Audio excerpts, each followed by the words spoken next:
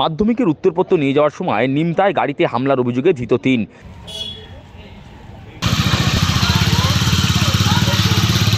মাধ্যমিকের উত্তরপত্র নিয়ে যাওয়া গাড়িতে হামলার অভিযোগ বাইক আরোহী দুষ্কৃতীদের বিরুদ্ধে। শুধু তাই নয়, পুলিশকে মারধর করে মোবাইল ছিনতাইয়ের পাশাপাশি গাড়ির চাবি নিয়ে চম্পট দেওয়ার অভিযোগ ওঠে হামলাকারীদের বিরুদ্ধে। চাঞ্চল্যকর ঘটনাটি ঘটেছে নিমতা থানার মাঝিরহাটিতে। ঘটনার তদন্তে নেমে নিমতা থানার পুলিশ ঘটনায় অভিযুক্ত 3 জনকে পাকড়াও করেছে। সেই সঙ্গে পুলিশ ধৃতদের কাছ থেকে গাড়ির চাবি ও পুলিশের ছিনতাই হওয়া মোবাইল ফোন উদ্ধার করেছে। জানা গেছে, বৃহস্পতিবার দুপুরে Rahara Ramakrishna mission boys home high school থেকে মাধ্যমিকের উত্তরপত্র নিয়ে একটি গাড়ি নিমতা থানার মাঝিরহাটি রোড ধরে যাচ্ছিল। সেই সময় কয়েকজন বাইক আরোহীর সঙ্গে ওই গাড়িটি ধাক্কা লাগে। অভিযোগ, বাইক আরোহীরা মাধ্যমিকের উত্তরপত্র নিয়ে যাওয়া গাড়ির নিরাপত্তায় থাকা পুলিশ কর্মীকে মারধর করে, এমনকি গাড়ির চালককেও মারধর করা হয় বলে অভিযোগ। গাড়িওয়ালার সাথে ঝামেলা করছিল।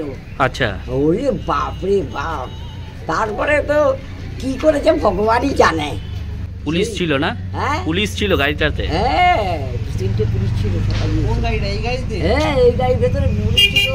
তারপরে একটা ছিল, মানে আমাদের এলাকাতে বেলুর মঠে যে মহারাজা থাকে, ওই একটা লোক ছিল। মহারাজ ছিল গাড়িতে? হ্যাঁ।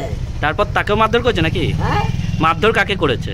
মারধর কাকে করেছে তার সে দেখাইলো, সেটা দেখি নেই। গন্ডগোল হচ্ছিল, খুব লড়াই হচ্ছে, হাতাহাতি পাতাপাতি খুব চলছে।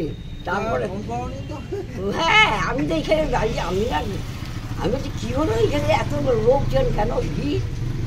তারপরে এসে দেখি কি, ওরে বাবা, লোকারণ্য, ভালোই একটা তামাশা হয়েছে। অভিযোগ, হামলাকারীরা পুলিশ কর্মীর মোবাইল ও গাড়ির চাবি নিয়ে চম্পট দেয়। খবর পেয়ে তড়িঘড়ি ঘটনাস্থলে ছুটে আসে নিমতা থানার পুলিশ। পরবর্তীতে পুলিশ তল্লাশি চালিয়ে উত্তরপত্র উদ্ধার করেছে। সেই সঙ্গে ঘটনায় জড়িত 3 জনকেও গ্রেপ্তারও করেছে।